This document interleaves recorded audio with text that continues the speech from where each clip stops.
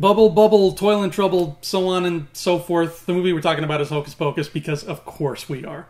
Let's get started. Ba-da-ba-ba-da-ba-ba. Hello everybody, welcome back to Oktoberfest here on Thumb Together. Thank you so much for tuning in. As usual, if you enjoy this video, please feel free to give it a thumbs up and give some love to that subscribe button as well. We're still talking about Halloween-y movies from my childhood, and today we're talking about the one, the only, Hocus Pocus. I don't think I've ever met anybody, ever, who doesn't like Hocus Pocus. If you've watched it, you like it. It's just fun. It's just a fun old Halloween-y time. It was a staple of 90s childhood. Hocus Pocus takes place in Salem, Massachusetts, I think. That would only make sense. And the story revolves around a trio of very evil witches named the Sanderson sisters, Sarah, Mary, and Winifred. The Sanderson sisters are just horrible. They cast evil spells. They use dark magic to do all kinds of nasty things, up to and including, I'm pretty sure, eating children. I don't think that was ever explicitly stated, but I think they made it kind of clear. They like to eat kids. So it's the 1600s and these witches are doing all kinds of terrible things to the townspeople. They suck the life force out of children, they eat their life force, and it makes them younger and more beautiful. And eventually the townspeople catch up to them and they're like, hey, y'all gotta stop this right now. And the witches are captured and hanged. But before they're hanged, they cast this spell that's basically there as an incentive for the plot to exist. Because we fast forward to 1993, where we meet our hero, Max. Max moved to Salem from Los Angeles, so he's, a big city kid who likes to surf and do other things, dude.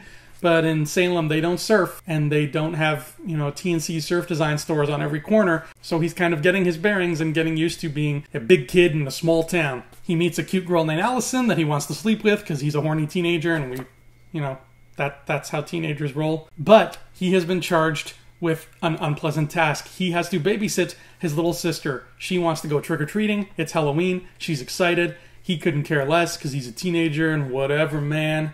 I think he's got an earring too, so that shows you how rebellious he is. Dude. And they end up sneaking into the shack that used to belong to the Sanderson witches. And to prove that witchcraft isn't real because he's all cool in LA and jaw, he lights the black flame candle, which somehow, triggers the spell. And long story short, the witches come back and they're like, oh, we're back. It's 1993. Let's have some fun fish out of water comedy now.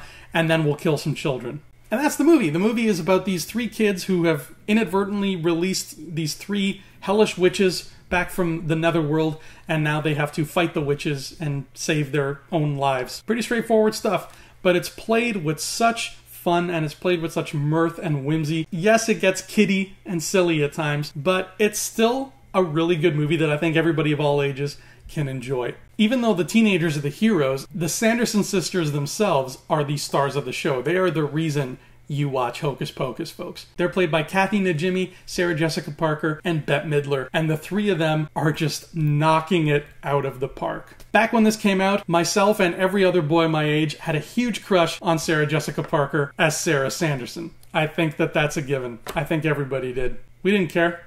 She could put a spell on us anytime. But the trio of witches were so good at being just so delightfully, hilariously evil. They would bicker amongst themselves. They were kind of like the Three Stooges, just with black magic, which is really freaking neat now that I've said it out loud. There are other cool Halloween-y characters in this film as well. For instance, there's a zombie that Winifred Sanderson brings to life so that he can act as like one of her evil minions. There's also a black cat named Zachary Binks, who used to be a boy back in the 1600s, and the witches enchanted him and turned him into an immortal black cat. He can speak English, and now he's running around the town of Salem trying to help out our main heroes because he's got a bone to pick with them witches. Most important of all, though, and I think the reason so many kids love this movie so much, is that the majority of the film takes place on Halloween night. Aside from, John Carpenter's Halloween, I can't think of too many films that do that.